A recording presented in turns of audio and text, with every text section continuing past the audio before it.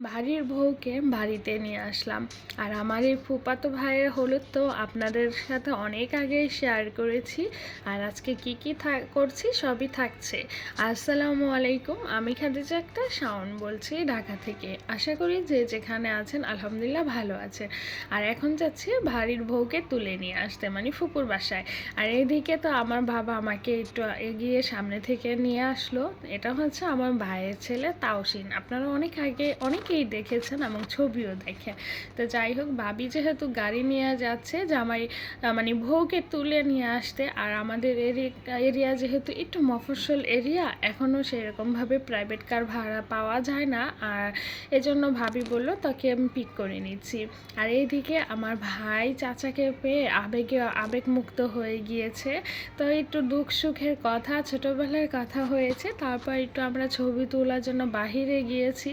যেহেতু বাহিরে না, মানে বাসায় এখনও কেউ রেডি হয় নাই, তো কি করব, আমরা বসে থেকে একটু ভিডিও ছবি করলাম। শেষমেশ বাসরঘর এবং গাড়ি দুইটাই সাজানো হলো। আর ভাবি জামাইকে রেডি করে দিল আর চলে গেল দুই বাতিজির সাথে, মানে চাচু এবং মামা দুইজনের দুই কন্যা নিয়ে গেল মামুর জন্য। যাই হোক, দুই বাতিজির সাথে চলে গেল এবং আমি, আমার ফুপু এবং তাওসিন একসাথে গেলাম। যেহেতু সবাইকে বিদায় দিয়ে গুছিয়ে যেতে হয়, তো আমাদের একটু লেট হয়েছে। তো গিয়ে দেখি জামাইয়ের গাড়ি আসছে। আর জামাইয়ের গাড়ি যেহেতু অন্য পাশ দিয়ে আসছে, একটু ঘুরে আসতে হয়, সেজন্য লেট হয়েছে। তো গাড়ি থেকে জামাইকে বরণ করে নিল। আর গেটে তো সবাই জানেন একটু সময় লাগে। তো আমি কিন্তু, আমাকে বলবে না যে আমি কোন পক্ষ। আসলে এলাকা, মানে যেই এলাকায় বিয়ে হচ্ছে সবাই আমার পরিচিত, সবাইকে আমি কম বেশি চিনি। আর সবাই তো অবাক হয়ে গিয়েছে আমাকে দেখে, কারণ অনেক বছর পর সবার সাথে আমার দেখা হয়।